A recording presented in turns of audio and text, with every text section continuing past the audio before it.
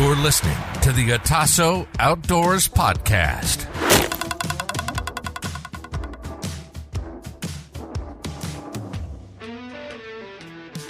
Do, do, do, do. Do, do, do, do. Do, do, do, do. Hey, we got him. We got him. What is up, guys? Welcome back to the Otasso Outdoors Podcast. I'm Caleb. I'm your host. And I'm joined by my two co-hosts, the beardless Reed Robinson. It's gone. You guys didn't know this. Ever since we started running cameras, you're like, who is this ugly guy in the corner? And then he shaves and pretty much has a glow up out of nowhere. Y'all didn't know I was pretty, did you? I actually had a mustache for like 2 weeks that was like, had wings that came out, and I shaved it like 2 days ago. Come Oh, dude, it was like, I mean, did you wax it and everything? Yeah, curls and everything, man. Hell yeah. But when I was eating, it was getting in the corner of my mouth and just drove me crazy. Big Battle of Bull Run vibes. I had to get rid of it. Guys, if you're tuning into the show for the first time, you're likely to run into... Oh, Hunter's here. hi, Hunter. I'm just in the corner. I'm here. Still looking like anonymous. I couldn't see you behind the bunker busters. Anyway, if you're tuning in for the first time, you're likely to find one of three segments. Segment number one is What You Got, Buddy? That is where we all bring headlines, pre-prepared articles, unbeknownst to the others, and we discuss them at length. Segment number two is our Spotlight series where we search our network in the outdoors community. We find out who's who and what they're doing. We bring them into the PodBunker, and we bring you guys along for the ride to find out who they are and what makes them big in the outdoors industry. Segment number three is our head-to-head game show series where we have a quizmaster, a topic, bunch of questions, battle each other, and at the end we crown a winner. See who knows more. Wham Bam. Wham bam. Well, you clicked on it tonight, so you know what it is. We have an awesome Spotlight series set up live from the PodBunker. We have what I would consider maybe one of our earliest followers. What? No way. Potentially. Really? First interactive, yeah. Yeah, at least. We got Dave McChesney in the PodBunker. As I spill my Topo drink here. Chico. Perfect. Welcome. Thank you, guys. Thanks for having taking the me. time. And as always, we ask this question: what are your impressions of the PodBunker? This is cool. This is really cool. To describe it for people, because I've watched the videos and you can see the 4 angles and everything like that, but it's a lot smaller than I thought. A nice intimate setting. Thanks. It's nice. Wait. What? Anyways. It gives a definite man cave vibe, and I'm here for it. Better conversations. The smaller the space gets, Sure. the better conversation. So thanks for making the drive up here. Yeah, no problem. We connected with Dave via Instagram a while back. It was awesome because he's like one of the only subscribers and / followers that's like interactive. Wow. On a pretty regular basis. So get after it, guys, because this guy's in the lead right now. But it was every couple episodes, like you would send us a message and send us like an article like pertaining to one of the headlines we did with What You Got, Buddy, and stuff, and we threw back and forth. We're like, oh wait, you're right around the corner from us. So Yep. have you come up to the PodBunker? We'll get you back when the archery course is open too. Yeah, that'll be really cool. That'd be really fun. I'm excited about that. So this evening is about you. Cool. So who the heck are you? Tell us about yourself. Yeah, my name's Dave. I live in Fenton. Been a deer hunter pretty much my whole life, ever since I was 12. Started bow hunting when I was 12. So that would have been 20 years ago. I'm 32 now, so this coming season, 24, will be my 20th bow hunting season. Wow. Whoa, right? Time flies. I kind of started off with, being a bait pile hunter, shooting little deer, hunting at my family's cabin, definitely going up for deer camp every year, kind of that sort of stuff. And it wasn't until recently where I found, let's say, not getting bored, just not having the passion for hunting as I knew I could. I something always drew me to the outdoors. I love being out in the woods. It's like my happy place. Like I go there to clear my mind, calm down, all that good stuff, right? And I just, once I moved further south, my wife and I lived in Ypsi for 5-6 years. So up to my cabin, which is north of Gaylord in Vanderbilt. Vanderbilt. Yeah. Love that town. Really? You know it? Oh, yeah. The Ugly Bar? We go to Lake Charlevoix on the weekends in the summer. And Gotcha. instead of getting off in the massive traffic jam that is Gaylord, we just zip right past Gaylord and get off at Vanderbilt right there by the old abandoned gas station, the Whippy Dip, the little ice cream shop there. Yep. Used to go there as a kid. That's awesome. Yep. I love it. Small world. Yeah, the Ugly Bar there. I don't know what it's called now. It used to be called the Ugly Bar, but it's a good spot. Good spot. Yeah, big fan of Vanderbilt. So that was about 4 hours ish away, and didn't really have anywhere else to hunt. So I'm like, okay, well, this whole, I called it state land, growing up as a kid, but this whole public land thing, let's go try it. Let's go walk around with a bow and see if I can kill some deer. And I got my ass handed to me. Is this all up in the Pigeon River? No, this was, sorry. Once you got to Ypsi. Once I got to Ypsi. Once I got down, the Metro Detroit area. Gotcha. Washtenaw County, Oakland County, Livingston, all that sort of stuff. When you say you got your ass handed to you, was it from the perspective of running into other people or just lack of deer or scouting? Like in what sense? Yes. Everything. All the sense. So my only knowledge of hunting was you carry a bag of corn out and you sit in that tree stand that you sat in every single year, and that was your tree stand. That was your spot. That was your bait pile. And you just wait for the deer to come in, and hopefully you didn't get busted, or hopefully there was a big one, or, so that's the only thing I knew about hunting. I didn't know anything else. Up at the cabin when I was a kid, that was back when doe tags, you had to apply in Otsego County. And right, I remember that year. There were probably 10 of us in camp, and we were lucky if we got 2. So it was, hard to draw a doe tag, and let alone find decent bucks up there too. So that was going to be my next point. Was there? I think there was a 15-year stretch or something like that, 10-15-year stretch where no one shot anything over a spike. Wow. It was brutal. Oof. Yeah. Now that, the family kind of manages land a little bit more, plants food plots, that sort of thing, drawing in deer, we're starting to get some bucks out of there. But, back then it was brutal. So I didn't know how to scout. I didn't know what deer sign was. I didn't even know what a rub was. Scrape. I don't even think I saw a scrape until, a few years ago. We would see more elk rubs than we would see deer rubs, really, being up there. And I did go out in Pigeon River, because our property actually backs up to it. Oh, that's awesome. Yeah. So like right out the back door is Pigeon River. It's really nice until you get guys driving down the 2 tracks. Right. At 8:00 in the morning on opening day, and you're like, "What are you doing? Come on, guy!" Give him a few warning shots to the tire. Right? Yeah. So that kind of just led me into this rabbit hole of public land mobile hunting. Do you have any bow hunters in your family, or is it you were kind of the outlier? So my whole family bow hunted. Okay. Yep, my dad bow hunted when I was a kid. He doesn't anymore. Now he has a crossbow. Cross gun, bolt gun, whatever you want to call it. We'll allow it. Yeah. He's justified. He's in the age category. We're good. Right. Could he still shoot a bow? Probably, but strike one. Yep. Just giving him shit. I'm going to send this to him. So he knows. But no, yeah, my dad did. I did. My cousins did, so grew up in Boy Scouts with my cousins too. We brought our bows up to camp and to get our archery merit badge. So we're big bow hunters as well as rifle hunters too. Did you get your Eagle Scout? I did. Let's go. That's a big accomplishment. It is. It's the second Eagle Scout we've had in the PodBunker. That's right. That's awesome.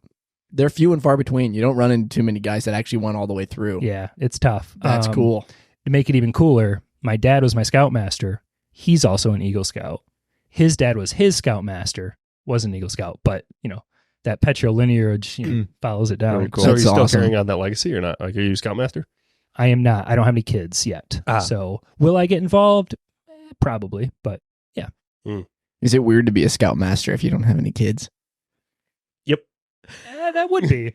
I mean, I get it. So I was in high school. I was in FFA, and so it's like, you're going on all these big trips and adventures and like all these but it's a school organized thing, so you kind of have a little bit of a pass there. But you still have an advisor. Like it's this old, it could be a man or a woman, but it's like this old dude that sits above you guys and like helps lead you and guide you and take care of it. And like, so I get it. Like I get but FFA doesn't have I guess some of the stigma and reputation that scouts do nowadays. There's some some bad blood in the water there, a little bit of Catholic action going on that nobody Did they touch? So moving on. But regardless, I think there's good people like you that could come in, and it's like, it always does help to have the protection of saying like, I have kids of my own, and people tend to trust that a little bit more because the instinct is there. But yeah, I'm sure. No, I had a great experience. I absolutely love my time in Boy Scouts. Did they have a hunting merit badge? No, but they did have an archery one. Archery, like trapping, anything like that? No trapping. No, nothing for like. No hunting, no killing of animals, nothing like that. Trap and skeet, maybe. That's cool. I can't remember. That's pretty cool. No fishing. No, they did have a fishing. Huh. I love it. I don't know. Wilderness survival. That was my favorite. So they just took you out in the middle of the bush and was like, all right, well, here's a pack of hot dogs. We'll see you tomorrow. I get down the rabbit holes every once in a while watching YouTube videos of guys that just huff it back and they build these shelters. Yeah. Like, I don't know. There's something primal about that's cool. Just like built into our DNA as men. My experience with like Boy Scouts is from the movie Up, where the kid has a little sash and it's like filled up with all these badges from like walking across the street and whatnot. Is that an actual thing? It is. Oh, really? Yeah. You still have your is it a sash? What's it called? Yeah. I figured you'd come up with a better name for it. But is it like filled up with all sorts of patches and stuff like that? Yeah, all your merit badges. So it is a sash that you wear. Yeah. And then they were different color outlines. So you have like required ones and like optional ones. Mm-hmm. So you had to get all your required, right? And then you had a certain number of optional, whatever your preferences were, whatever you liked. So like the red one, red I think was required and the white were not, or vice versa. I don't know. Right. But I also had a patch coat. Have you ever seen a patch coat? Is that like a Letterman jacket for Boy Scouts? Kind of. Mine was a fleece jacket, but I have seen those. With every camp out you do, you get a patch. Mm-hmm. So where are you going to put all those patches? Yeah, on a jacket. I don't know. That's cool. Yeah. So my dad had his, and he's showing him from 1902 or whatever hell he was a kid, but. So I got to see all his patches, from when he was a kid in Boy Scouts. It's like, that's pretty cool. That's super cool to see that legacy, that generational aspect. Right. That's really, really awesome. Yeah. Okay, so when you got into bow hunting, especially once you moved down into the metro area and you were doing the not urban, but public land stuff, where did you go for your resources? Like you said, you figured out what a scrape was, what a rub was. Was it from watching YouTube? Where did you educate yourself in that realm a little bit further than what you already had? Yeah, I would say YouTube and podcast. At first, my wife and I were looking to buy land. So I really dove into like the Whitetail Habitat Solutions, Jeff Sturgis. Oh yeah. That's a really, really cool page. I actually took his masterclass because like we had an offer accepted. Listen, you guys wouldn't believe this. 2019, we had an offer accepted in Fenton for 20 acres, completely wooded, for $105,000. Whoa. What? Yeah. And we backed out voluntarily because it didn't have internet service, didn't have high-speed internet. Oh, so you would have had to use like half mile north had internet, half mile south had internet at the intersections. And I was like, hey, Charter, can you connect the two roads? And they're like, oh, we can't tell you. What do you mean you can't tell me? So you'd have to run off those one of those hotspot things, right? Like the 5G. Maybe. And so I work from home. So that's crucial. Internet. Yeah. So like, would it be great if you just lived there? Yeah, you could probably get it off a hotspot, but like my job relies on internet at home. That's gut wrenching.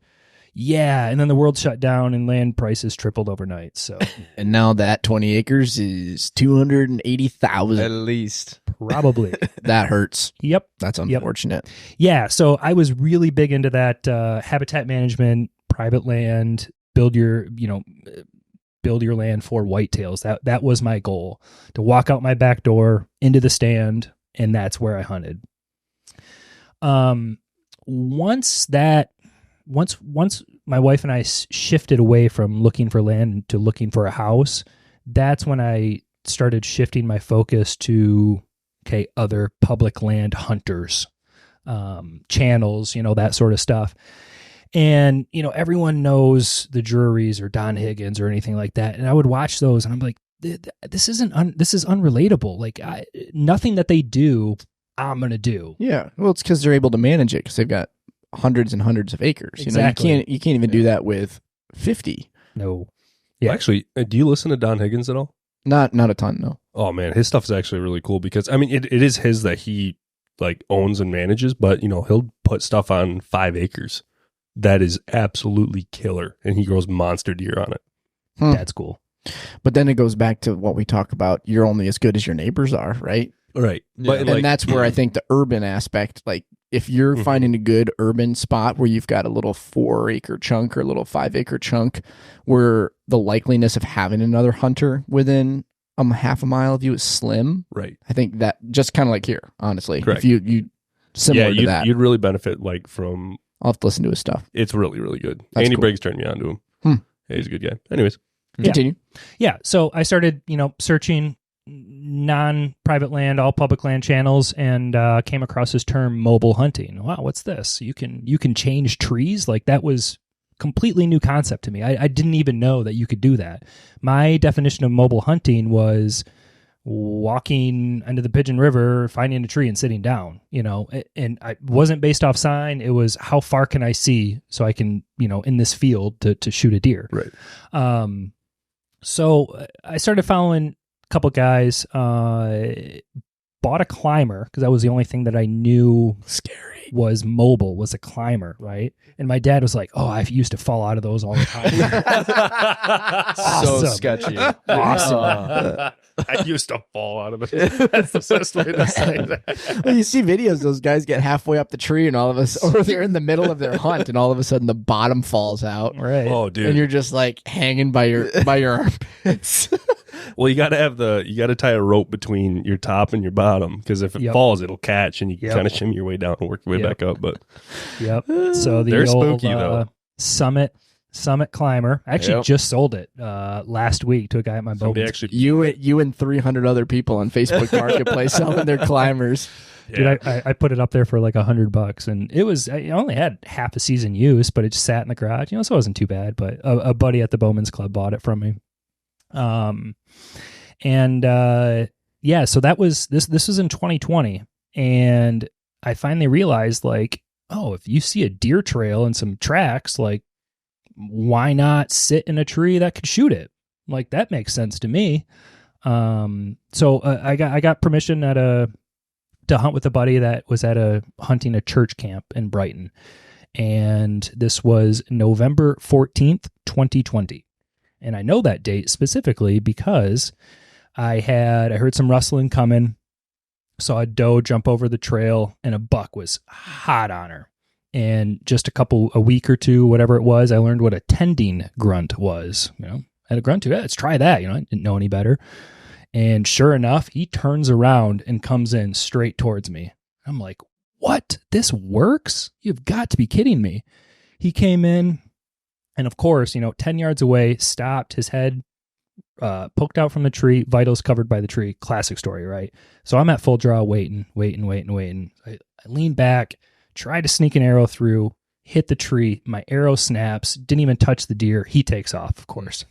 Like, shit, this is the first buck that I've actually, like, a decent buck that I've ever seen in the woods, and I'm hunting for 18 years now. Like, how did I just screw this up? So hit the grunt tube again. This guy circled back around. Yeah. And so round 2. And so now has been 360 degrees around me. I don't even know which direction the wind was. I didn't even know wind was a thing, I was still like, oh, you just use cover sense or whatever it was, some scent killer, and you're completely fine. Who cares about the wind? I didn't know any better. So he circled around and came, completely broadside, 20 yards away. Shot him, had a bad shot, because it was first buck, like I said, and this was the second shot I've had on him. I grunted him in twice. Like, come on, that doesn't ever happen. So I was just super jacked up, nervous, made a bad shot. We were tracking him for a couple hours across the CRP field and lost the track. Ended up calling in a tracking dog. Had no idea tracking dogs existed, right? And so long story short, we tracked that buck over 4 miles. Oh, with that dog. And like, I'm in good shape. I run, I work out, and it was Rob Miller Deer Tracking, very, very popular guy in the area. And he was just hauling ass through the woods. I mean, he made it look like I never worked out a day in my life. This guy was just going. And was that all public land? Thankfully, yeah. Okay, so no property lines. We had to knock on a couple doors. Okay. So where the church camp was borders Brighton Rec. Excuse me. So knocked on a couple doors, got into Brighton Rec, then we had that clear shot. And ended up, I shot him in the morning. By nightfall, it was way past dark. Found the deer, still alive, put another arrow in him, and that was my first buck. Wow. Took me 18 years to shoot a buck. What did you learn from that situation? Like, if you hindsight's 2020, Of course. So I learned a ton. One, being mobile is a thing, and that kind of works, you know. And two, the biggest thing that I learned was I will never do that to a deer again. If there is anything in my power, or if there's anything that I could do to not make a deer suffer, that's what I'm going to do. Because after you push a deer for 4 miles and you could see their eyes and you can see the suffering in their eyes, that was like a defining moment for me. And like that changed my thoughts on hunting and what is ethical. And I need to actually practice, and I can't pick up my bow in September and expect to hunt in October, you know? Yeah. Amen. So, yeah. Yeah. That was at that point, is that kind of how you did, where it was, you just, you bring out your bow September, shoot 20 arrows, and you're like, yep, we're all set, still works, we're good. pretty much. I had a 20, 30, 40 that never moved. I don't even think I practiced at 40, you know? Just didn't know any better. Honestly, I just did not know any better. And, that was, That's inspiring. yeah, I'm all about that. right. That's super cool. Yeah. So it was a negative, obviously, but learn from it. Yeah, but a completely 180 to how you think about stuff, which, think about how many deer are going to be killed ethically and quickly now because of it. 100%. That's super cool. Yeah. Yeah. That's awesome. I wish there were more people out there that had that mindset. Yeah, it's interesting that, like, you bring up looking them at the eyes and like what that communicates and how that translates across species.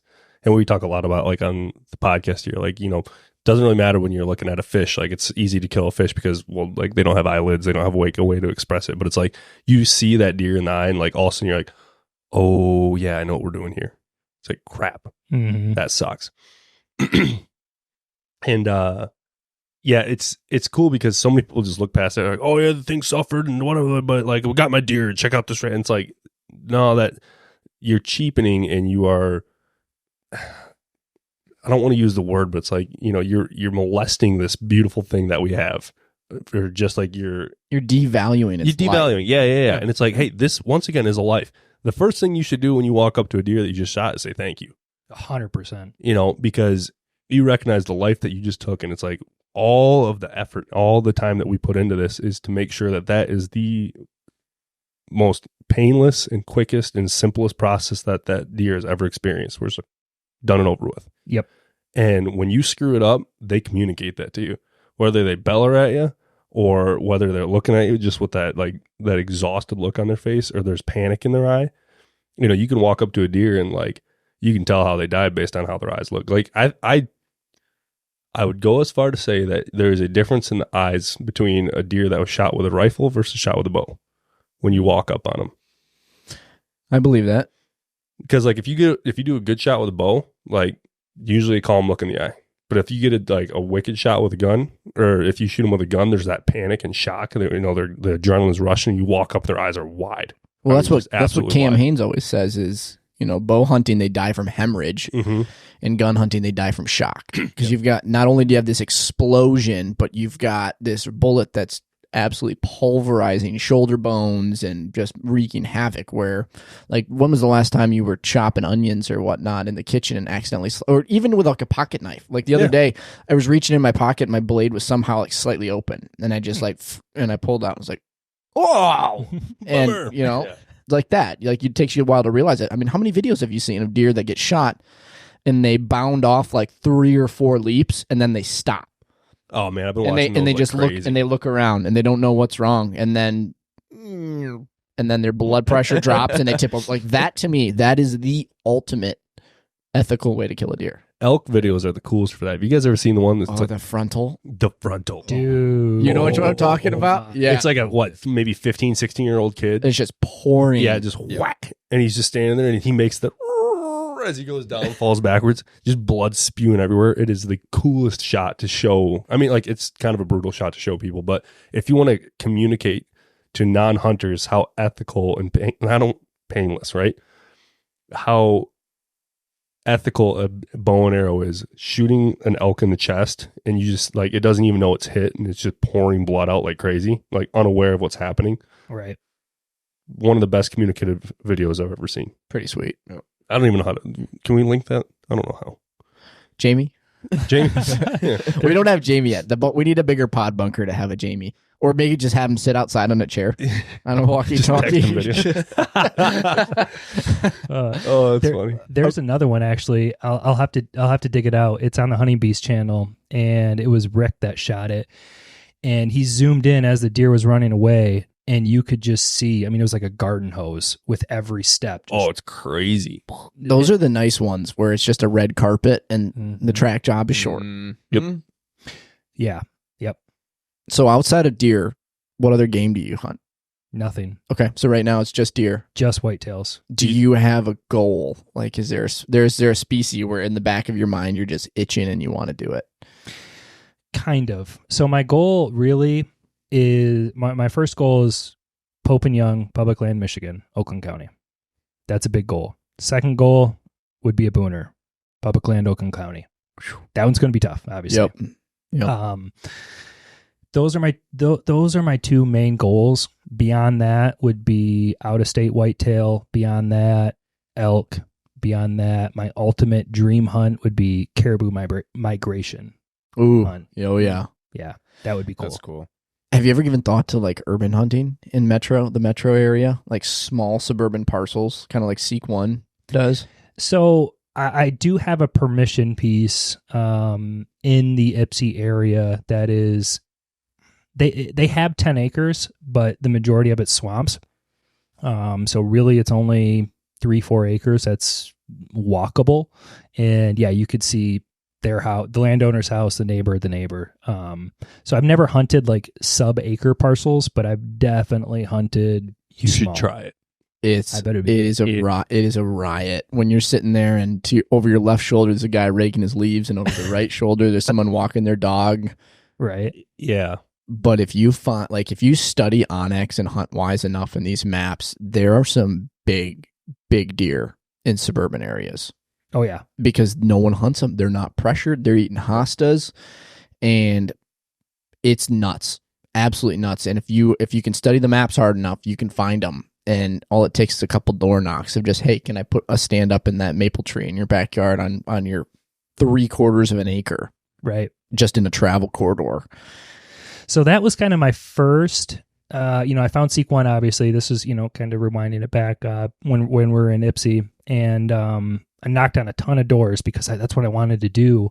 And I saw that people in the area weren't really doing that much. So I started the door knocking campaign, sending out letters, doing all sorts of that stuff. Didn't really lead to much success. Granted, it wasn't that urban,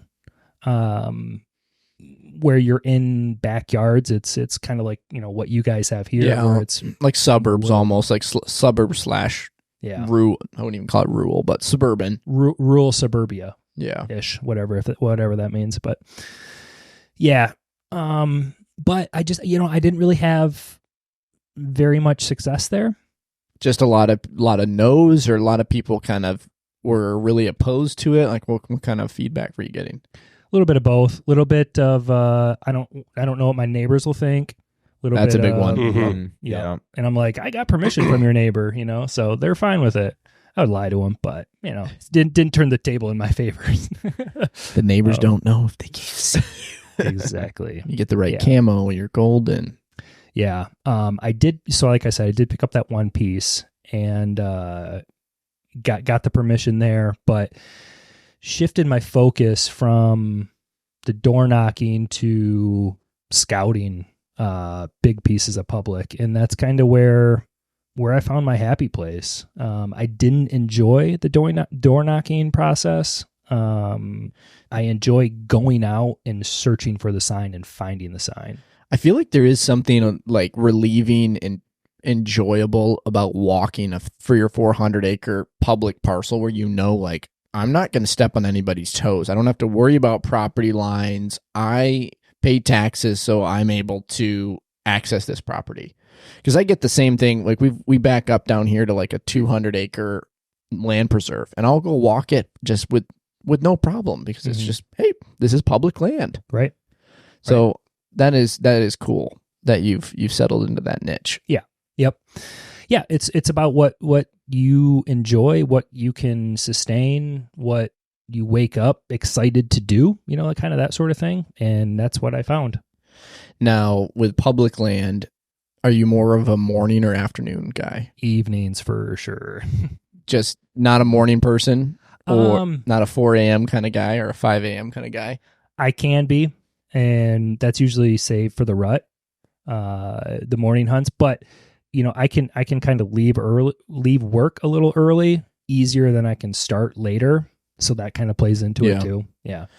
Do you find your scouting has changed with that, where you're scouting places where there's going to be more activity in the afternoon versus morning? I would say over the last 3 years, my scouting has completely changed, just based on continual learning and refining my skills, getting better, that sort of thing.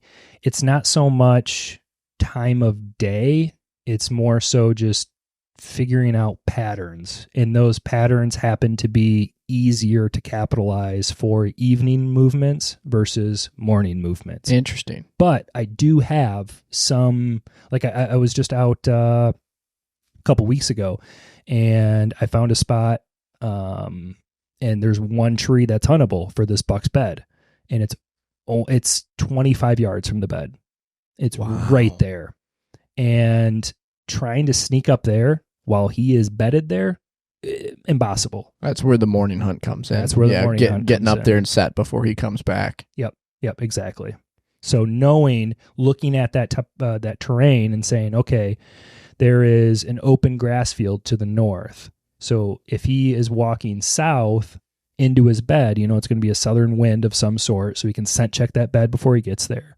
How can I loop around and get into that tree? What sort of off wind do I have to have so I can see him coming? Well, I probably won't be able to see him coming in because they usually come back in dark.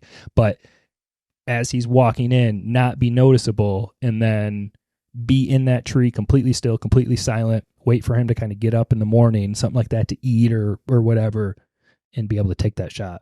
Wow.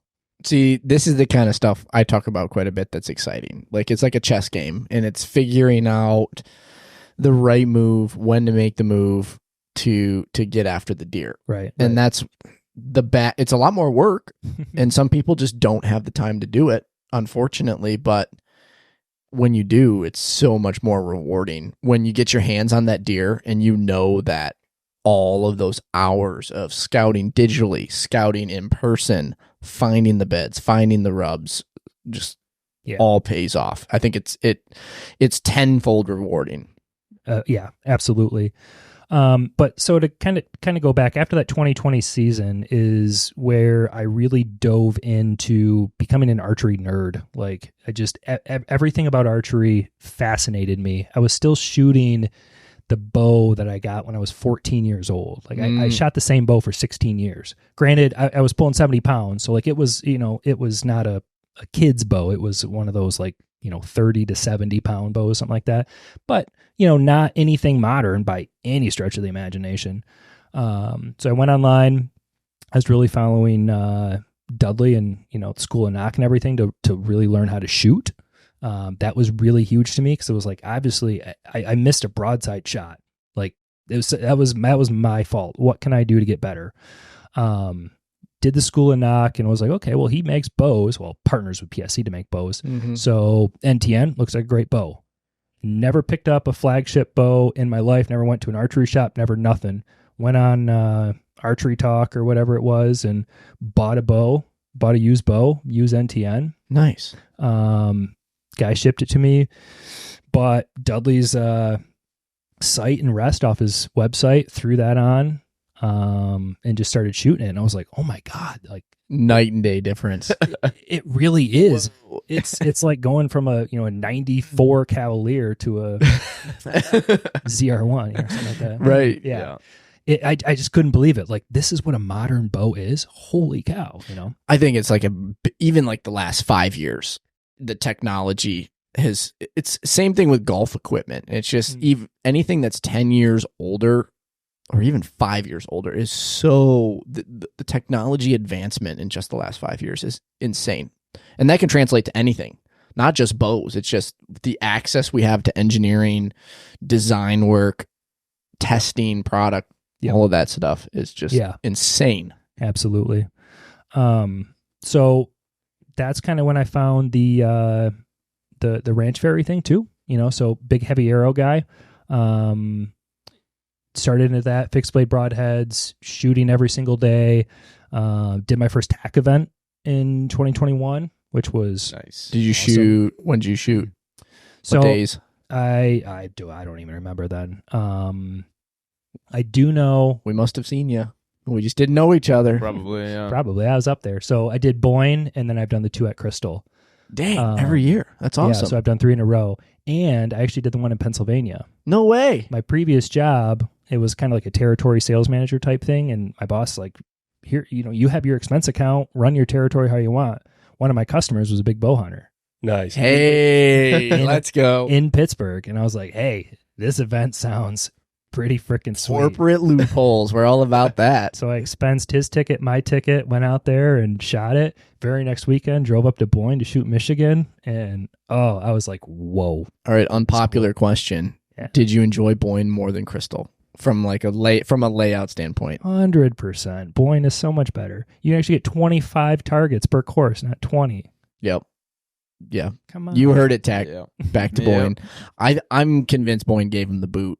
Just because they put in that 8-person lift and they did the Sky Bridge. So that was under construction. I think that was a convenient excuse for them to remove a unpopular thing from. It's either that or Crystal does such a sweetheart deal for them. Could be. There's got to be something. But also, here's the thing. Yeah. Boyne, I believe, is owned by Vail now. Or is it?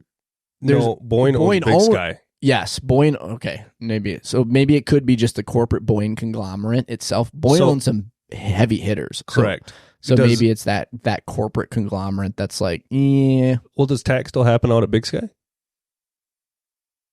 That's a good. Their point. Montana event. I want to say yes, that's a good point. Because man, dude, that would be it'd be ideal for us from a lodging standpoint. Well, yeah, but it'd be interesting to see if Big Sky gives TAC the boot, and that would be that would tell us if Boyne just doesn't like arrows in their trees. Could just be crystals that much cheaper. Yeah, I mean that could be it. But if enough people squawk about it, the event's cool no matter what. But if enough people squawk about it and say like, "Hey, we really like Boyne, and it's a lot better and it's a lot more conducive for what you guys do," especially if even just based on a on a lift standpoint, you can fit so much more on Boyne than you can. Honestly, Crystal. it could be from a geographical standpoint, though. That's true. Easier to get to. Crystal's further south, so you're getting the Kalamazoo, Grand Rapids. Yeah. People can zip up there. Traverse City and up north can come south, and then us can come over. Whereas Boyne, it's like everybody's got to go way up. Yeah, That but is don't true. they know that my cabin is 15 minutes away? They should. Mine's closer. Is it really? Yeah, From Crystal, yours is? from Boyne. Boyne. We're like 10. Yeah. Yeah. About a half hour from Boyne, too. Vanderbilt. Oh, yeah, that's true. Yeah, They're- exactly. Yeah, exactly. Not far at all. Yeah, so that's where we stayed that first year. It was Ideal. Now you got to get Mhm. a now you got to get a hotel or an Airbnb. Come on, guys, get it together. Okay. Yeah. Let's talk about your favorite wild game recipe nice. Ooh, interesting question. because you're a deer hunter. So I want to hear, what is your go-to? Oh, man. I'm not adventurous with venison. Why not? I don't know. Because This is your chance now. right? I'm weird with food. So I have a bodybuilding background. And so I ate like chicken and rice every day for like years straight. So I can eat, I don't know, the same thing. So I just fry it up. So I would say my favorite would just be a nice backstrap with a coffee rub fried in a Ooh, stick of coffee butter. rub. Okay. Yeah. The Just Steve in like a Rinella. cast iron? Mhm. Okay. Yep. Meat Eater has a good coffee rub recipe that he uses with a whiskey butter sauce for That sounds good. heart. Interesting. Yeah. See, heart's pretty good as is. Like, I'm a big heart fan. Most people are like, don't eat it. I love eating the heart. I'm not a fan. It's the No? I think it's it's psychological. You think so? Same thing with nuts. Oh, we still haven't eaten the I nuts. think for Buck me, nuts. it's like a Never done it. texture thing. I feel like It's- it just has a little bit different texture. You're right, because there's And- not the striations. Like, there's not the muscle fibers in it. It's Mhm. just kind of one big, like, It's different. It is. Is that where we need a Not- what? That's what she said button. That's what she said. yeah. Right. Yeah. No, it is different. It's chewy.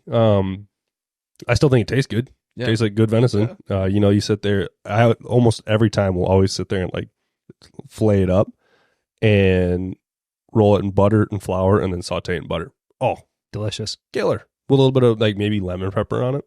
So, Reed, one thing that you said was, after you take a deer's life, you thank that animal for its life. Yeah. That's what I do after every harvest. That's the first thing that I do Eat is the heart. eat the heart. You take a bite just straight up? No, Oh. no. Have you done that? I've seen guys that have that's just the primal. You do I've the done it. little like toot toot Really? and It's then tradition. just like an apple. Oh yeah, I've eaten raw heart. I wasn't raised up like my grandpa didn't make me eat the heart raw, but I ate the heart of my first deer, and ever since then I've just like always eaten the heart because it seems like the honorable thing to do. Mm-hmm. I don't know why. It's like Makes yeah, no sense, right? right, yeah. But I'm not like doing the weird traditional. I will hang the nuts up in the tree. I once again don't know why, but like I'm not like this weird traditional guy that's like writing things on trees with blood and blah blah blah. But like, yeah, I'll eat the heart. Here's something. You don't each eat it their like own. it's meat. I haven't gone down to the liver yet, and like I haven't figured that one out. But Liver's a texture thing for me. Is Can't it? do it. I don't know what it tastes It's like. like too mushy. Hey, Yeah. anything deep fried enough batters. Right, So I always save the liver. That's for the dogs. The heart's for me. that's So fair. then you cut the heart up into the two steaks. You have the thick and the thin. Mhm. Fry those up. Delicious. Your dogs are eating good. Oh yeah. I see it on Instagram. Oh, I do. Yeah. I'd post it there. They get the hemoglobin from the meat too. Now, are they golden doodles or are they poodles? Standard poodles. That's cool. Yeah. Okay, so what's really interesting, I was talking to one of my waterfowl buddies the other day, and poodles overseas in like the UK, they're used as waterfowl ducks I've or heard about waterfowl dogs. They're hunting dogs. Yeah. That's what they were bred for. And some DNA strand got missed on this side of the pond. that. And they went. really missed. So those like puffy haircuts that they get from Yeah. the shows. You know what? That's for a reason. So typically they're puff on their feet and their like elbows because it keeps their joints warm in the water, and then like on their tail for like more of a rudder action. That's what I've heard. Wow, that's Yeah. like a trivia question right there. Yeah. I never would have known that. And they were used in World War II. They're war dogs. Really? Yeah. Dang, I have so much more respect for poodles now. I still can't get there, man. My wife is allergic to dogs, and she owned poodles. Her whole family owned poodles, all that sort of thing. So she's like, we're both have owned dogs as kids. So we both wanted a dog. She's like, well, the only thing I can get is a poodle. And I'm like, there's no way I am going to own a poodle. Like, because it's psych. Two. Yeah, now I have two, and they're the greatest dog ever, and I'll never own another one. But the fact that they go out, I mean, you take them out in the woods with you through the swamps and public land. That's super cool. I mean, that's awesome. I love that. Man's best friend. They go out scouting with me. They were freezing the other day. They were cold. They were shaking. I'm like, all right, we should probably head back to the car. So once spring warms up, they'll be out. They can do miles and miles and miles and miles. I love it. I've just always seen them as like upper class, large scale Chihuahuas. So toy poodles, that's probably what you're thinking of. Standard poodles, the real poodles, the big dogs, those are fine. You heard it here first. There's real poodles and fake not. And there's the Barbie Right. poodles. The toy poodles are the crossbows of the dog. No. He said crossbows. That's a hot take. All right. Okay. Anyways, off Wait. the dogs. I want to go back to your hunting career a little bit because are we cool to go back there? Bounce back. I was going to go back there. Yeah, you hunt over bait, and then all of a sudden you're just like becoming a fanatic in bow hunting. Mm-hmm.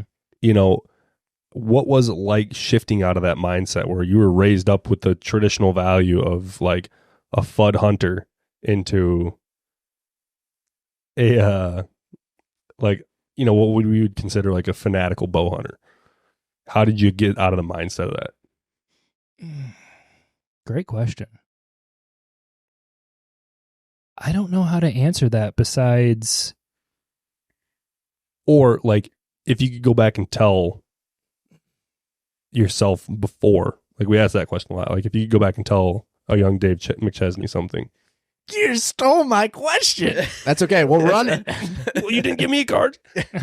But like, no, like, So, yeah. There's a large population or a large demographic out there that had your mentality. They still have what you had in your mentality. And now you shifted into something completely different. It's like, Whoa. what would you communicate to that person that's still there? An obsession for continually learning and continually bettering yourself in every aspect of your life. You feel like that's lost in today's society? To a certain point, yeah. People get complacent. It's very easy to open an app on your phone, order it, and something shows up at your house the next day. And I think people take that approach with hunting, and it plays out because you walk down the main trail, into a public piece, and how many stands can you see from that main trail? They only go less than 50 yards off the trail to hunt. So they just try to take the easy way out, and nothing about this is easy. You have to put in the work in order to have good success. If you sit out on an all-day sit in the rut in a funnel, you can get lucky. Sure. Yeah, of course. People do that every single year. But to completely change your approach to hunting and improve year over year and see those results year over year takes a lot of hard work, a lot of discipline. Yeah. No, I agree with the complacency. It's unfortunate because we live in a society of instant gratification. Yes. Like you said, tap of a button. Almost anything you can imagine or think of can be at your front door next day. And unfortunately, that we've talked about this. Like, remember when we were kids, before Christmas, you would get 2 or 3 toy magazines in the mail. And that would be like the highlight of your Saturday, would be flipping through those toy magazines, and you would take a pen and you'd circle things, and then you'd give it back to your parents, and they would call in to these companies and they'd order them if Toys R Us didn't have it. Right. It was just a catalog. And then it would take 3 weeks to a month for it to show up. And it was like amazing. And think about how society has trained us now. If you're less likely to buy something if you can't have it within 3 days. Like, you're scrolling through Amazon and say, for instance, I want to get this truck, and there's 3 of them, and one of them is on Prime, but it's $8 more and I can have it tomorrow, versus one from a local seller, I'm going to buy the one that I can have tomorrow for $8 more. 100%. And it bums me out. And that I see a lot in the hunting world, especially with the guys that will bust out their bow in September. And it's just no one's willing to put the work in. Yep. And it bums me out because it's the lack of personal excellence in every area of our life these days is just not there. And personal excellence is like you run a ton, you work out, you're putting the miles in, you're scouting. Like every area of our life should be set up that way. And society has just gone the opposite. I agree. And it absolutely it just sucks. Yep. It sucks to see. Yeah. So segueing onto that, what are you passionate about? Besides hunting? Yes. Just, what are you passionate about in life? Just life in general. I would say just improvement.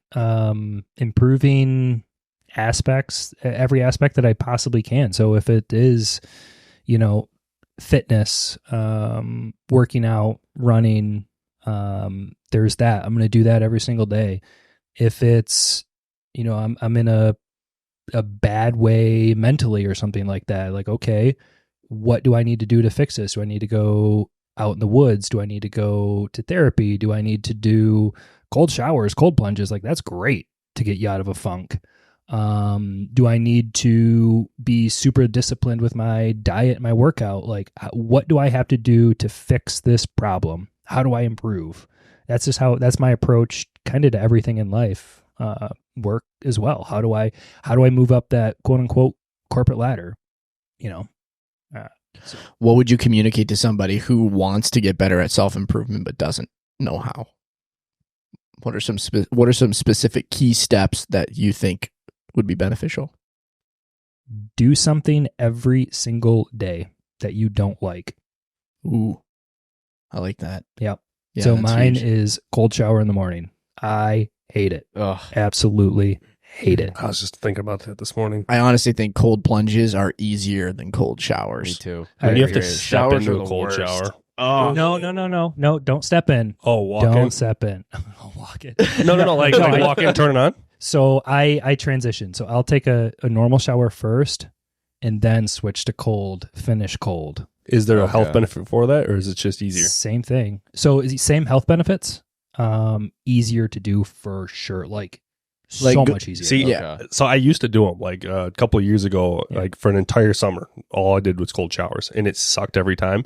And I started out doing it that way, and I was like, see, I get that little bit of pleasure on the front end. Then I'm like, yeah, this is nice. And I was like, I don't want to say it was too easy, but it was almost. So I got to the point where I'd walk into the shower completely dry, not a thing on, and just pop the thing open, just boom, and you're just in it, and it sucked. That's hardcore. It sucked every time. Yeah, I can And- imagine. Yeah, and like it just rocked every time, rocked my world. Yep. But you just had to deal with it. And I'm like sitting in the, like, my neighbors hear me just screaming, like, oh my gosh. Like you're sitting there trying to calm yourself down and get your like breathing back in order. But it was the hardest way to do it. And that's why I did it that way. Yep, sure. Yep. And then you get all the health benefits. And Well, that's where I've heard like guys that do ice baths. They say the cold showers are harder because it's not a consistent cold. Like if you get into No. an ice bath, you're immersed up to immersion. You're Mhm. up and you go numb instantly because it's consistent. Whereas like in a shower, you're rotating around and it's Oh, just yeah. killing you. Different It's parts. like right. yeah, neck nuts, neck nuts. The hardest part is dipping your head back into it. Well, at least for me, dipping your head back into it, because like also you get that cool rush going down your body. And there was one spring a couple years ago, we swam across an open lake on like April 14th or something. Yo. Yeah, it was like a 1/4-mile swim across the lake, and I thought I was going to drown in the middle of it because I was like hyperventilating and like running out of just everything. I was like, I'm going to die. And like as I'm swimming through the water, I just felt that cold water going over my head and like trying to pack that panic down, saying like, you just have to keep swimming. You're going to make it. Smart. Yeah. Well, like You made it. I'm like in the middle of the lake. I got an idea. Well, yeah, it's like do hard things, right? Let's go swim across this lake when it's cold outside. My mentality is like, we'll just go freaking do it. Like 100%. Like, so I just trudge into the water. I'm with my buddy. He's done it before. I trudge into the water and instantly start swimming. We'll make it about a third of the way across. And I'm like, hey, BG, I'm getting pretty tired. And he's like, yep. just keep floating. I'm like, well, frick, I don't float. Like, I'm like 9% body fat. I sink fast. And he's like, and I'm like, I'm kind of short of breath. And he's like, yeah, you didn't acclimate. I'm like, yeah, you're right. I didn't do that. But I'm like a third of the way across. So at the third way point, I was like, well, if I can get halfway, all I got to do is do that again. Mm-hmm. So I'm like, may as well just do that right now. So I got halfway. And then I realized, like, okay, I really got to, like, and all you can think about is like how much you have to go, how much you had behind you, and like what's beneath you. And it's like, there's no touching the bottom. So just like, I'm freaking out. I'm having a conversation with the Lord. I'm like, if I just ended this, I'm so sorry. and earlier, like earlier that day, I was telling my mom, like, yeah, we're going swimming across this lake. She's like, hypothermia is a real thing, Reed. And so like in the back of my mind, my mom's little voice is, hypothermia is a real thing. I'm like, Mom, it's not the cold, it's the distance. I can't breathe. Well, anyways, all that to say is like, I made it to the other side, but I had a moment out there where I'm like, Lord, I might die. I'm like, this really sucks. Whoa. And I made it to the other side. And like, so now when I think about that, when I put my head under cold water, I go right back to the center of that lake. And I have to like sit there. And it's like, it's so dumb because it's like something so stupid and silly. But I have to go back there and what? I think we call that post-traumatic stress disorder. I'm not going to put that label on it because like I didn't get shot at. Like, I'm going to reserve that one for the vets that got blown up. I didn't. Almost died, Yeah. brother. It's like, Yeah, but like- back to you got the helicopter.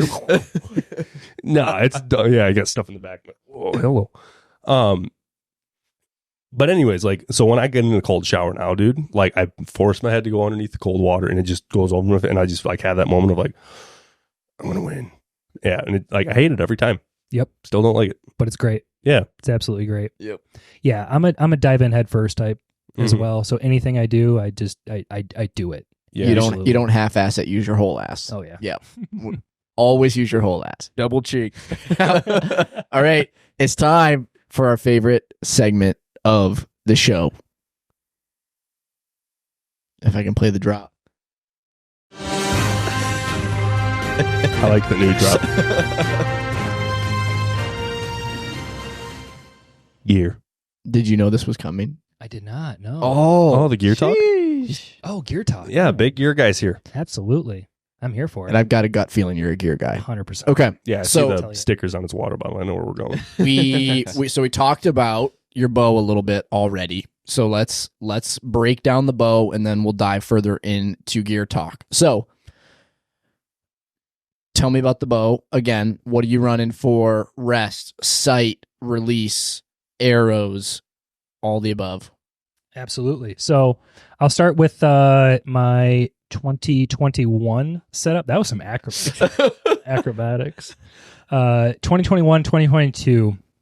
I had the PSE NTN, 80-pound limbs, 29.5 draw. I had the knock-on elevate rest, spot hog, fast Eddie XL dovetail, 2-pin.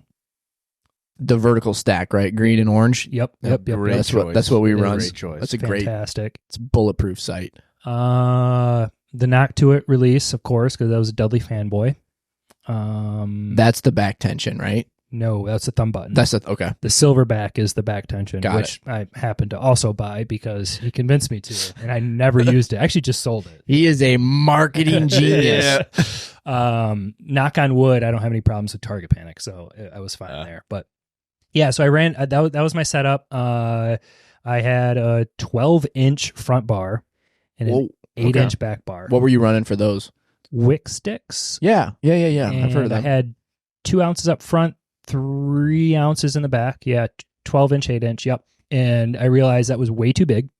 So I'll get to that. But arrows, going back to the Ranch Fairy thing, Sirius Apollo 250s.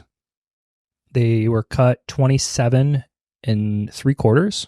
Now I have a 29.5-inch draw. So like it I mean, you're right there. barely. yeah. That's where, like, on a fixed blade broadhead, that back of that blade is right on your knuckle. So yeah, I don't get that people's argument because like my finger doesn't go above the shelf. That's true. So I don't have an issue with that. So I'm like, I'm just going to get it as short as possible so I can have the highest FOC possible. You know, because with long draw, you got to have really long, heavy GPI arrows. This guy shoots him. His draw length is so long, he shoots arrows straight out of the box. Uncut. Like, you don't cut them. Yeah, you just put you the don't inserts cut. in. Fantastic. 36 inches. Order them off of Amazon, Full-length, and baby. There put the you knocks go. in, and let her rip. Yeah. But they're bruisers on impact. I'll tell I'm you what. sure. Holy smokes! I blow through plywood like it's nobody's I'll business. be shooting one of those next. Those are his arrows, actually. You measure them in pounds, not grams. Yeah. How many meters are your arrows? Yeah, right. Inches. What?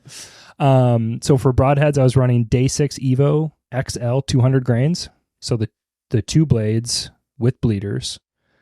And I shot that setup I used for two years. And I shot 4 bucks and 1 doe with that. And my longest shot was at 45 yards. Wow. With the 2 blade. Was it tough to tune those? My tuning wasn't as, let's say, like particular as I am now. So I did bear shaft tune, everything like that, you know, kind of that ranch fairy thing. And they flew great. They absolutely did. I never had any issues with it. And that 45-yard shot that I did take on a buck, I would never recommend someone to do that in a normal circumstance. Tough. It's tough. It's a really tough But- distance, yeah. When you can watch the deer in a food plot, it's completely relaxed. Body language is huge. Yep. So like I watched that deer for like 5 minutes knowing like, okay, can I take this? Like I'm 100% comfortable taking that shot. I know that I can hit where I'm aiming, right? But any little gust of wind can throw that arrow off, any movement on that deer, anything. So like I was prepared to take that shot, let's say. But and it was fine. It was as the arrow hit, actually it entered the front shoulder. He turned and then exited the opposite rear ham. Wow. So it got full body present. Holy penetration. Yeah. Was it technically a pass through? Oh yeah. Jeez. Oh yeah. Wow. I've never not had a pass through. That's the long ways. with fixed blades. I was going to Jeez. say, I'm curious, out of all of those deer, were they all pass-throughs or how All many? of them. Okay. Yep. All of them are. Yep. And so now, this past year at TAC, I was like, I really want to shorten up my stabilizers. That 12-inch front bar, when you're trying to get through, It just weighs on your. I don't even shoot Kills at you. TAC. I don't even use a stabilizer anymore. I find I'm more steady when my arm is not tired. And I know what you're saying. When you've got a front and a back bar on, that 2 to 3 ounces after shooting You shoot a lot. 20 targets. I mean, it Mhm. hurt. You get to that point where you're kind of dropping down with your pin, or you're bringing it up and you just can't get it Yep. any higher. oh, that's the worst. That's the worst. But for me, it was more mobility wise than shooting wise. Interesting. So trying to carry it through the thick of the thick swamps and swing it around, because the trees that I'm hunting it in aren't pole timber. That's for sure. So I was like, okay, I want to shorten up my stabilizers a little bit. I really had issues sharpening those broadheads just because it took so long, because they're double bevel, and so that's with bladers, that's 4 edges that you have to sharpen. I was like, God, it just takes forever. Like what else can I do? I bought a pack of single bevels, and I just, for the life of me, could not sharpen them. Everyone always says they're the easiest thing to sharpen, and I could not do it. I don't know why. I bought the Stay Sharp guide, I did everything, and just could not get, I couldn't shave hair. Don't know why. I'm like, well, I'm not going to hunt with these. So I sold them and bought a 3-blade. And I was shooting, so the previous setup was 650 grains with the lighted knock. Jeez. 3 fletch. It's a beast. Yeah, it was a big arrow. And I was like, I kind of want to drop it down a little bit. Like, I got the long draw, I got the heavy poundage. I don't think I need 650. Let's go 600. A little bit lighter. Still heavy, but so I dropped it down to a 150 grain 3-blade. And I actually just picked up the Stay Sharp Guide 344, something like that. So it takes your 30-degree bevel down to a 22-degree bevel, and it makes them a lot sharper.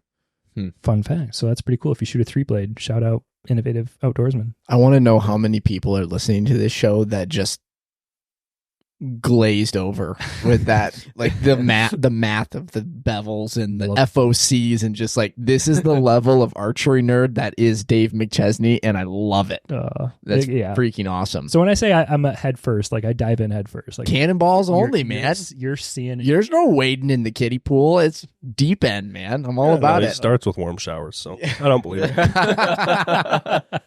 All right, so touche. So you're going into the. His wife's gonna wake up tomorrow to him going, ah! So you're going into the whitetail woods. What are the top 5 pieces of gear you do not leave the house without? Does your bow count? Weapon aside. Okay. So it's outside of weapon. So this year I actually just picked up a pair of gum leaf boots. Interesting. Have you ever heard of them? No. They're out of the UK. The company is, but they're the only ones that actually use like a high percentage of rubber, and they're rubber boots. They're rubber boots, so they actually use real rubber and not just cheap stuff. Are like Irish setters and lacrosse and muck, are those all like synthetic rubber? They use less percentage of rubber. Interesting. So just more durable and they hold up. More prone to splitting. I'm assuming less rubber you have. Say that again. Like, I'm assuming the less rubber you have within a boot, what makes the higher percentage of rubber actually? Yeah, more durable. Got it. Way Okay. more durable. Yeah, more comfortable. all I that would sort of imagine stuff. walking through public land at some point, like with the cheaper boots, at some point you step in one of those 2.5 foot deep spots, and all of a sudden you feel that little bit of cold water on your ankle. Never fun. Yeah, so I had the cheap boots. I ripped them. I've worn holes in the heel, and they blistered up my heels, and I was sick of them. So I got a good pair of rubber boots, and it's only thing I wear. Insulated Rubber boot? Oh, yeah. Game changer Only. for hunting. Only rubber boots. Insulated? No. I got a pair of heated socks this year. Whoa, tell us about those. Game changer. Gear piece number 2. Wait, tell me about the heated socks. Maybe for late season. Those Are they might battery be. operated? They're batteries. So 2 separate batteries, one in each, and they're like Bluetooth to your phone. So you have to download this cheapo app. It's so terrible. It's hilarious. But, and I didn't get a good pair because I'm like, I don't know if I'm going to like these. Because, like, good pair of heated socks can be like $100, $150. The Xingpang 4000s. Exactly. Like $30 off Amazon, man. Oh, yeah. Let me tell you. Dude, some like Chinese spy over in America. It's like, yeah, this dude's out in the woods. He's like 49 degrees. I know exactly where he's at. He's like, how are we going to use this data? I don't know yet. Drop the nuke there. I'm sure they sound just like that too. Probably. I can't make the noise. I can't do the voice. We'll get deleted. Yeah, those were nice, man. Because my feet get cold instantly. Oh, it's first awful. thing. Lengthy Rubber fella, boots right? are rough. Yeah, Yeah. maybe, Yeah. right? Your heart's far away from your toesies. Could be, that'd be gear number 2. And I did get boot insulators as well. So heated socks, boot insulators, and when it's like single digits, so much better, so much more enjoyable. Rangefinder, obviously. You talk about that while I pee. Yep. What do you like for a rangefinder? What do you have? Ooh, honestly, I don't know. I think it's a Bushnell. Okay. I'm pretty sure. Yeah. Isn't it Bushnell or no? Sig Sauer has the bow, not bow hunter. They have the Like adjustable. no, Sig Sauer has a rangefinder scope combo. That's sick. Yeah. Yeah, they have a couple different versions of it. One, there's like the super high end, top end version is like you'll range something and it's all like Bluetooth through your phone. And so as you range something, your reticle will automatically adjust to that range. What? Mm-hmm. It's Pretty gnarly. pretty spooky. That's like the Garmin sight. Yeah. Yep. Yeah. Now that's for a rifle. Sure. Yeah. Yeah, not for a bow. Yeah. On the lower end, they'll have an app that you can range something with that rangefinder, and then the app will tell you like, hey, you need to adjust like here, here, and here, and then that'll put you on target. Okay. So 6 Hour actually makes sweet combos. 6 Hour, like when it comes to glass, I'm a big SIG fan. Yeah. I love SIG. Well, especially the new ones with the image stabilization. I'm sure you talked about that. Well, we were about to go there kind of. At TAC this last year, they had the... Did you see Did you those? rent Did you them? play? Gnarly. Did you take one I up? haven't played with them, but So they let you seen take videos. them up on the mountain with you. What? If you just have to give them your ID, your social security number. Yeah, your firstborn child. info, yeah. Yeah, that technology's been around for a really long time. But to actually use it, you don't realize how much you shake with your binoculars. especially after like trudging through the woods all day long, and how hard it is to see something. You get something like that setup that has that technology, and all of a sudden the whole world just like comes still for you, and you go, oh, you can see so much clearer. It's not even just about the glass, like the clarity of the glass. It is how stable you can keep it. Game changer. Wow. Was that number 3? Was rangefinder? Yep, rangefinder. Yeah, he's rocking a The Bushnell. Bushnell I think I've got the same one. It's got the angle range compensation built into it. Honestly, it's a good one. The one gripe is when we're shooting the archery course, these guys both have the Vortex Rangers. Mine is off from theirs by like 3 yards. But if you sight into your rangefinder, correct, it exactly, does not matter. Yeah. So at TAC, Hunter and I would, Hunter and I'd always be talking, Mm-hmm. and I'm like, Hunter, where you at? And you would run just straight line, and I'd run arc compensation, and we'd sit there and play around between the two of us, and we're like, we're gonna run 42, and I'd say I might hit at 43, and then Caleb would be like, I'm at 47. We're like, what? And so like we all started to kind of like learn how that language interacts, but it kept Hunter and I really close during TAC, saying like, yeah, we're gonna figure this out. And the one thing I don't like about our range, one thing I don't like about the Vortex rangefinder is it's a $350 rangefinder. It should have all the bells and whistles on it that you would want.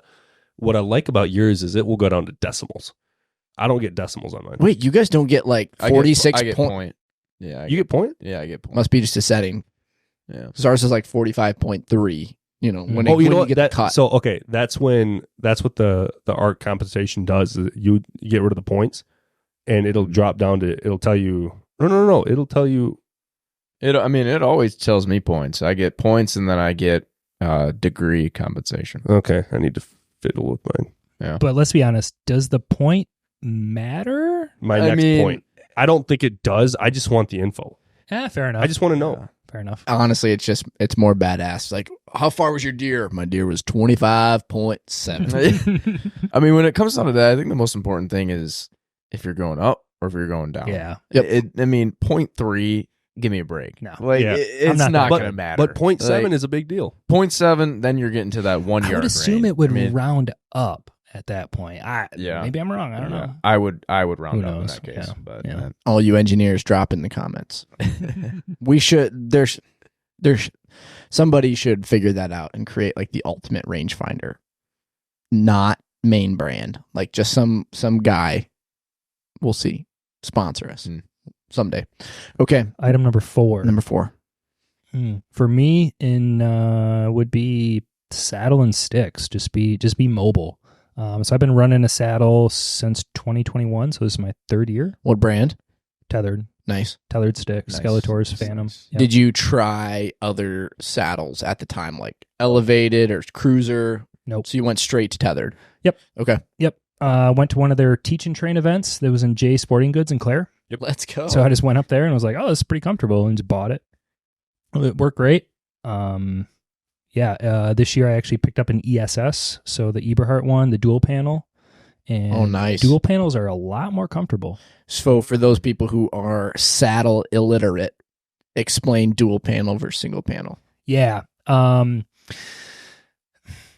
If you don't know what a saddle is, it's kind of hard. So imagine a seat. So a single panel, it has a mesh, a strap on the top, a strap on the bottom, and then you're sitting in the mesh, and it's like a slingshot. 9 inches wide. So your seat essentially is about 9 inches. With the dual panel, you have that just a little bit shorter and 2 of them. So you can have one for your right ass cheek and one for your left ass. Double cheeked up.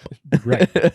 So one for like your lower butt and one for your upper butt, not left and right, up and down, but okay. So it gives you, instead of like a 6-inch seat, now you're on like a 9-inch seat or something like You're talking, so from like the bottom of your thigh to your back. So it's 9 inches this way opposed to 6 inches this way. Correct. So it sits higher up on your back. and lower on your butt as well. I have a buddy who uses a Cruiser saddle, and he said that that's why he bought it, is because he had a bigger saddle and it was more comfortable, because some of those smaller ones that are just kind of cupping your butt really are a pain, because you can't, after long times of sitting, there's that tight line and it's not as comfortable as having it higher on your back and longer on your thighs. Yep.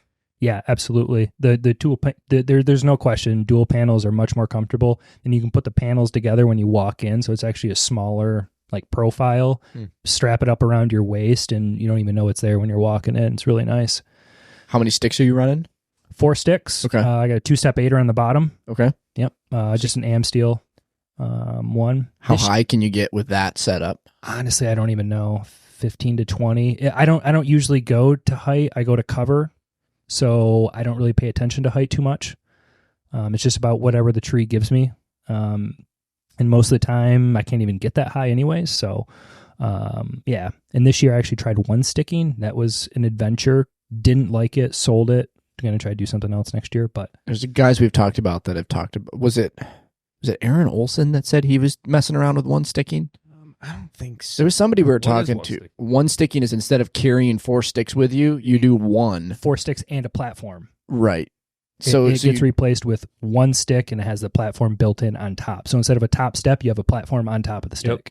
and you How just long work is your way up, and you take the stick off and you move it, and you're while you're standing on the tree, and then you pull yourself yeah. up, and it's Interesting. so less weight going in, but I feel like way more hectic trying to set up though, right? The packability was unbelievable. So early season, all I had was a fanny pack, and the stick is 12 inches. So I just strapped the 12-inch stick to my fanny pack, had the saddle around my waist, and I was in. Do you feel like situations like that, like if you think about it, guys, especially loggers, have been climbing trees since before sure. time. So if there's a company out there, one of these saddle companies came out with a design that could strap onto your rubber boots and just have these little micro spikes where you won't even need sticks anymore and just a platform, and you can get completely up the tree where you need to be without even needing sticks. I don't think I'd like that. A little sketchy. One, little sketchy. Two, the whole boot thing. Like, I run with a lot of tree guys, and they're all wearing these massive padded structured things, and it's like they don't want to be up in that very long. They got specialty boots that they're wearing that their legs braces strap into it, and then the spikes that they're running, they're not just little spikes. It's like they're big. running spikes. Yeah, like 3-inch spikes, 4-inch Right. spikes. And to get into the woods with those, and then you're sitting there, and all your weight isn't just kind of sitting on your knees anymore. It's sitting on your knees and then jamming into the Well, side. I was just saying something that can go around, like if you think about those traction gaiters you'll put on if you're trail running in the winter that to keep you from slipping on ice, something similar to that has like 4 spikes, 2 in the front, 2 in the bottom, that when you get to the tree, you put them on. But the thing with the tree spikes that the climbers use is like it's a whole ankle So system. it's rigid. It locks rigid. your ankle in. Yeah, because like if you have anything like that in a tree, it's bad news bears. Terrible idea. Forget it. Moving on. So here's another thing. But with I the like tree what you're spike. thinking. Sorry, another thing with the tree spikes, though, public land, you cannot penetrate the tree. So those are not Right. public land legal. Right. Yep. Yeah, that's a big problem with that. Number 5. Well, actually, if you've got something. Nope, that was it. Number 5 would be Spartan Forge. For sure. Oh, you're the first one we've talked to that uses Spartan Forge. I'm sure. Okay, so sell us. What makes Spartan Forge better than Onyx and Huntwise? UAV imagery.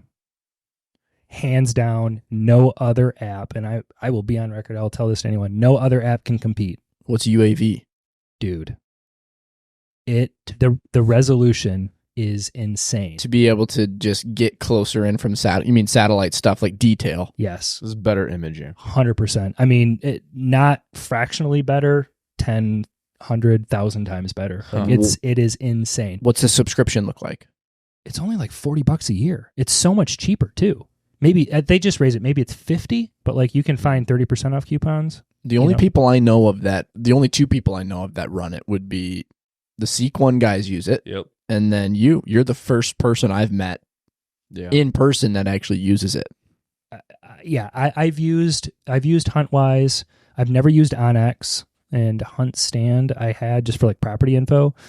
My big thing with the Huntwise was the rut cast and being able to set your stands with your winds and stuff. Like, does Spartan Forge have similar features to all of that, plus the like ultra high def everything? You cannot put the ideal winds like Huntwise. That was a cool feat. I love that because one of the properties we've got up to 14 stands. Sure. And, every stand is set for different winds. And so being able to scroll through and like, okay, I have these 3 stands that are perfect today. I'm going to hunt one of those 3. That to me is an invaluable feature. That is true. But like for me, I can look back and say, okay, this is a spot.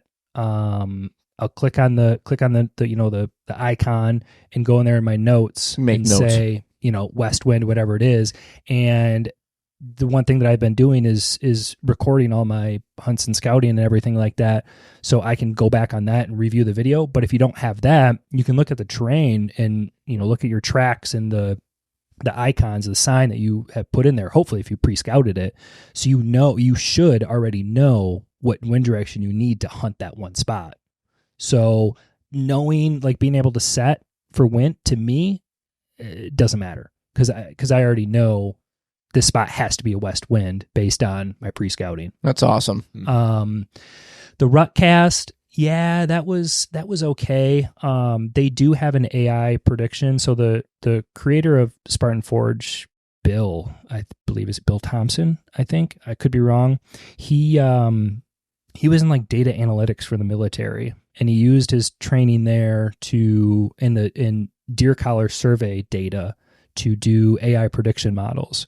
And it doesn't give you like a percentage like HuntWise does. It gives you core area, transition area, or full range. Meaning, are they never going to leave their bed, or are they going to like maybe make it to the oaks, or is it the rut and they're just all? That's interesting. That's a fascinating feature. Yeah, I didn't think about. And then it's the movement would be normal, abnormal, very abnormal. So you get those two pieces. Sounds like they kind of took the best of both worlds and combined it into one because Onyx doesn't have that. Onyx has like the maps and the marking and all of that. And I pay for both Onyx and HuntWise because HuntWise had the ability for me to set ideal winds and it had the rutcast, but from what it sounds like, that just took those two features and merged them together. Yeah. So does Spartan Forge do much with, your ability to be able to put in food plots and all that, like in-depth data on land management, or is it all just focused directly on deer? I'm not sure. Because that's where I see. Sorry, go ahead. I haven't heard of anyone talking about that before, so I don't think so. Okay, Onyx is pretty killer, and I actually use it. I use Onyx a lot in excavation when we're doing bids and work. Like I'll sit there and build out stuff on Onyx just to be able to show like customers and clients, hey, here's what you're working with. Here's some areas. Like I'll sit there and take notes on it. you mean where you can draw boundaries? You can draw boundaries. Yeah. You can draw lines. Yeah, you can put in like, it's not going to give you your like soil layers, but it'll give you an idea of like, hey, I got a food plot going in here, and here's some lines, and you can sit there and draw out Onyx to the point where like the whole thing looks like a confetti went off on your screen, and like have all these different things like integrated within your map. Yeah. And it's not just like, okay, here's the landowner and here's like, Onyx I don't think does nearly as good a job as saying like, hey, here's the best time to hunt, but you can sit there and build out your property like crazy on Onyx. And other people's properties. And, Yep. like I got all sorts of stuff built out on Onyx. And That's interesting. Yeah, I've never heard of that use case before. yeah, like the tools section on Onyx is pretty cool. The tracking feature also. Yep, tracking feature is really nice for when you shoot a deer. It'll follow your phone. And I mean, you can go back and have like 5 or 6 different. So I do that for shed hunting. When I'm going through a property, I can see exactly where I walked. I can pause it. And then when I come back next time, I can resume it. And then I can go back and forth and I can see exactly where I didn't walk and hit those spots. Oh, that's cool. Yeah, So- you can obviously track your movements and everything, but you can't rejoin a tracker or anything tracker. like that. Yeah. Well, I'll check it out because that's interesting. I've seen some stuff of it, but I haven't done enough research into it. So it's cool knowing somebody in person that has utilized that. Yeah, for sure. And I will say, if you're in a rural area, like, I'm in a hunting group with a couple guys out in BFE, South Dakota, like you're not getting UAV imagery out there, that type of thing. But where I hunt in Metro Detroit, dude, the resolution is just insane. It's absolute. It's unbelievable, really. Hey guys, check out this rub that I just found.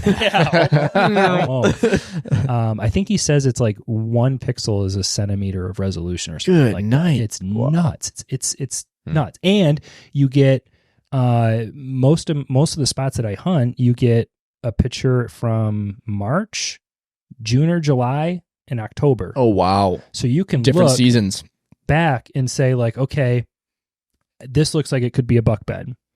And then, you look in, March where there's no leaves or anything like that. Okay, clear trail to the oaks to that point. Then you go fast forward to the next year and it's like, oh, that trail dried up. That buck's not living in there anymore. I'm not going to waste my time. I'm not going to go there. Like you can get that detail with the trails. Wow. It's That's insane. pretty cool. Yeah. So We'll have to check it out. Yeah. For as little, $40 a year. For as little it's so it'd cheap. definitely be worth going and at least giving it a shot. Yeah. And that's one thing I started doing or that I want to do in the future with my scouting, like making the videos and stuff, is putting those maps. Because like people get really weird about sharing their spots, I'm like, if you're just looking at, a marsh bowl or something like that and a couple. What data are you couple actually bushes, giving away? Right. So like, I don't have a problem doing that. And like, I'm all for helping people. So like, this is what I see on the map. This is why, what I was looking for e-scouting. And now that I'm in boots on the ground, this is what I'm seeing. And then I draw everything out, so. I love it. It's cool. That's awesome. Cool. All right. So there's one piece of gear you own that every time you pull it out, you get excited and just giddy and get butterflies in your stomach. What is that one piece of gear? It's my bow. Just my bow. What about beside your bow?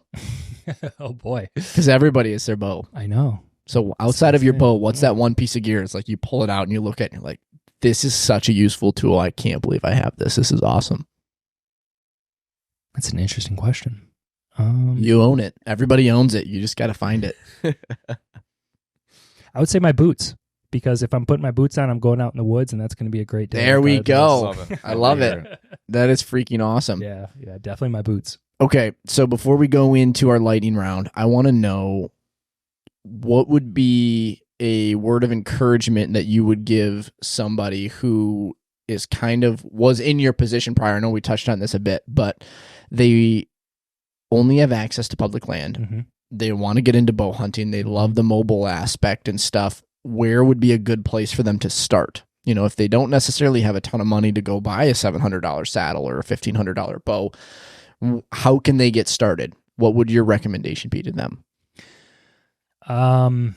I don't want to plug any individual channels because there's so many, really good ones, but I will say find YouTube channels that are relevant for your situation, your area. So like for me, I hunt swamps mainly, swamps and marshes.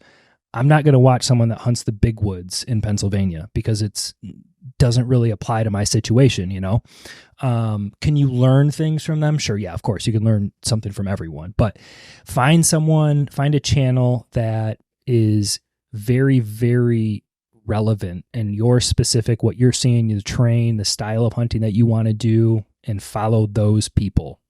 If you're on, a super budget and can't afford the greatest of the great, that's fine. There's so many people that have killed monster bucks in old flannels and jeans sitting on the ground, on a milk crate. So don't be afraid to do that. And then I would say the final thing is don't be afraid to reach out. I have met, guys like you, for example, so many cool guys in this industry willing to help. I'm one of them, so if you're in the Oakland County area, reach out. I didn't even get into it, but one guy that I linked up with that I met online, he shot an absolute giant buck this year that I put him on, bigger than any buck that I've ever shot. And that was his first deer ever. So cool. Wow. All because he reached out and was like, hey, I don't know what I'm doing. Like, I'm just go out and I sit down on the ground and sometimes I see deer, sometimes I don't. Like, you got any tips? And I'm like, yeah, let's go out and scout. Sure, why not? Like, I don't have a problem doing that, and a lot of guys don't either. So just reach out and ask. Mm-hmm. Yeah, all right, super cool. Yeah. I like that you're open to doing that as well. I mean, at the end of the day, $44 will get you Spartan Forge, and that's about all you need, right? Something like that. All right, let's go into our lightning round before we wrap up. We're going to throw some questions at you. They are quick. Whatever pops up, first thing that pops into your mind, that's the answer you have to give us. All right, Hunter, lead us off. All right. Would you rather shoot a Boone and Crockett typical or non-typical? Typical for sure. Reed. Would you rather own a 3,000-acre high fence ranch in Texas or a 500-acre farm in Michigan? Texas because of the exotics. Ooh, I like that's a that. good That's answer. that's the first answer we've had that way. Would you rather be mauled by a bear or bit by a rattlesnake? I would say bit by a rattlesnake. That seems less gruesome. I don't know, but it'd be a longer death. Yeah, rattlesnake. All right. Be attacked by a moose or a wild boar? I would say moose, just because they're so much bigger that hopefully they would kill me faster. An all expense paid Wyoming elk hunt or Canadian moose hunt? Moose hunt. Going straight to the top. What's your favorite outdoor brand? Favorite outdoor brand? Wow. Boy. That you are the most loyal to? BSE. Ooh, all right. Okay. All right. Go-to snack in the field? I'm not a snacker. Beef jerky, I guess. But yeah, I don't usually bring snacks, no. Okay. Bummer. All right. I'm lame. You, Dave McChesney, have a bounty on your head. Would you rather be hunted by Fred Bear or Ted Nugent? Whoa. Probably Ted Nugent. Because I would just go to California and I know he wouldn't step foot. That's good. I haven't heard that one before. Creative. I like All it. about loopholes. All right. Would you rather step on a bear trap or fall from a tree stand? Oof.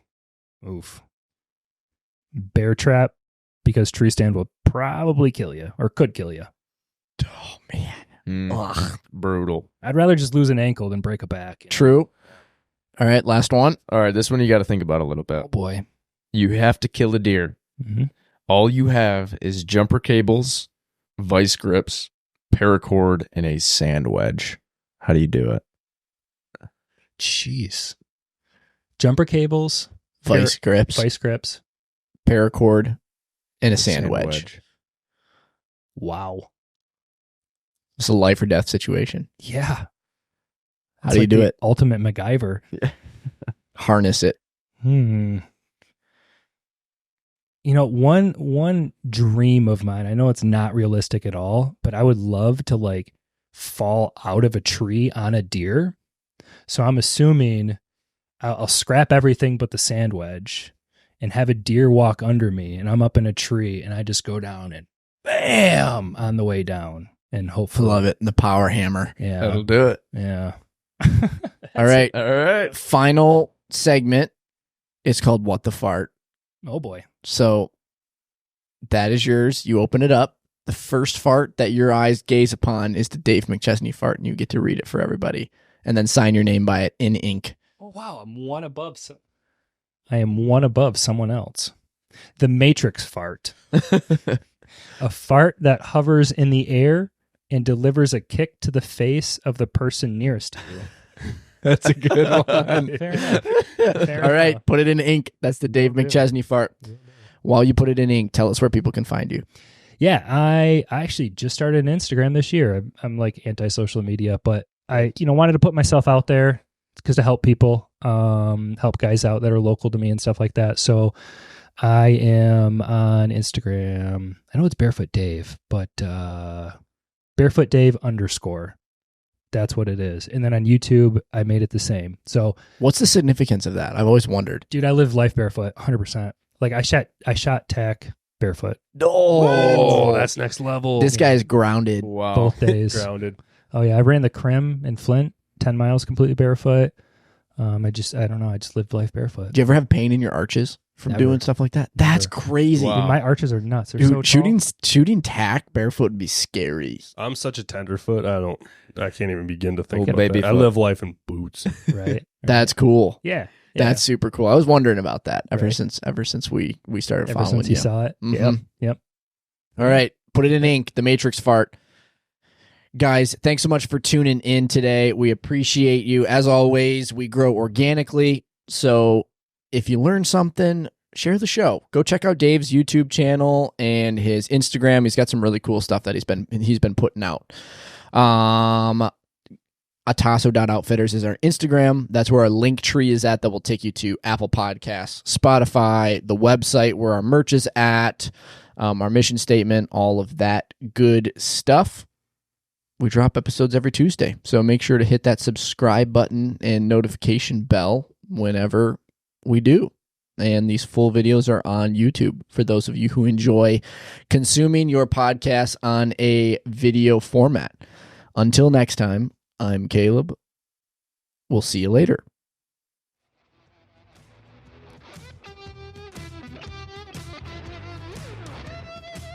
Guess that's all we got. That's all we got. Hey, Dave, leave. See ya. Go away. No longer fun, dude. welcome.